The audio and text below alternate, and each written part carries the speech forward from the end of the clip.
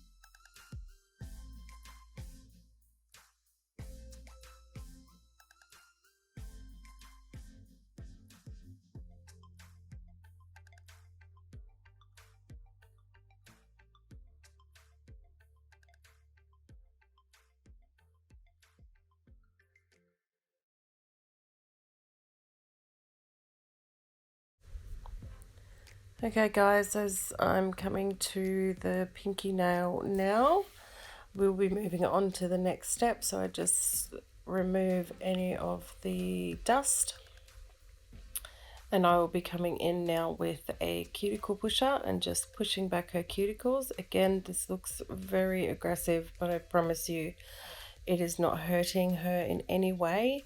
I really do like to push that cuticle all the way back to get it out of the way, as it will help with the next step. When I come in with my cuticle bit, it helps me get right underneath there and remove any of that residual dead skin that has grown onto the nail plate. So again, you just want to be very gentle. I'm just using a standard metal cuticle pusher. Nothing too fancy. I know they have lots of different tools that you can use to do this. I received this one from Lish when I started my training, and it's served me well for well over 12 months now. I obviously sterilize all of my tools in between every single client, so which is again extremely important and must be done. So I'm just doing all of this, and my next step will be coming in with my cuticle bit, which you'll see in just a second. So here I am using a tapered diamond cuticle bit.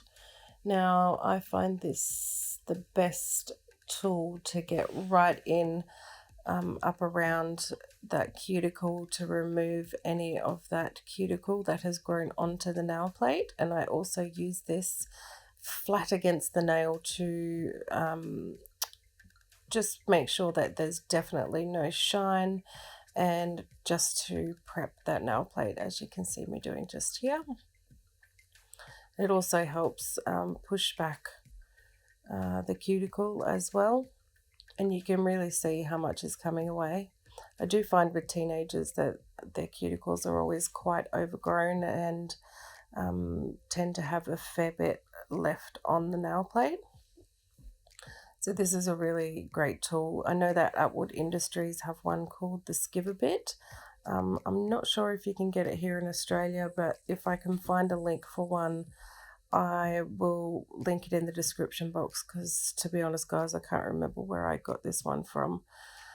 So you will see me just go through and remove all of that cuticle that's grown onto the nail plate, remove any surface shine, and make sure that these nails are super prepped and ready for the next step. So I will just let you watch. I will quickly say that this is extremely important, this step. Anything that is still left on the nail plate will cause lifting. So if this step isn't done, you're always going to have trouble. Anything that's left behind, even though you can't sometimes see it, it's definitely there. And I promise you that if you add this step to your cuticle and prep routine, it will make a huge difference. And I know that it has personally for me and my clients. It's been amazing. So I urge you to give this a go if you are having any trouble with lifting with your clients. You also want to make sure that you keep your cuticle bit nice and flat to the nail plate, as to not cause any damage or rings of fire or ridges. This is really important. I've got I'm not sure if I mentioned it, but I do have my efile set to about 4,000 or 5,000 RPM, so it's on a very low speed, and it's not causing any damage or any heat, and it's nice and flat so it can do its job properly. You can also see that I am working from the center of the nail to the left hand side, going in normal direction. And once I reach the pinky nail, so I go through all 10 nails doing this, and then I will flip my e-file into reverse, and then I will take this e-file and do the exact same process, moving from right to from left to right. Oh dear, I can't find my words today, sorry guys. So as you can see, this will also help. I did find that when I first started training that I was always having lifting only on one side of the nail. So once I started actually doing this, it made a huge difference and actually stopped my lifting happening on both sides, or on the one side, which was generally the left to right side. So add this to your system, and it will definitely make a huge difference, I promise. Now from here, we're just going to remove any dust. And the next step, I guess, for some people out there would be to cut the cuticles. Now here in Australia, it is actually, we are not qualified to do this. We need a special qualification to cut the cuticle. So if you're able to do this and you're confident to do this, then go right ahead.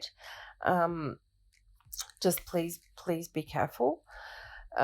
So right now I am using a very small diamond round bit. So this again is being used at a very low RPM, same 4,000 to 5,000 RPM.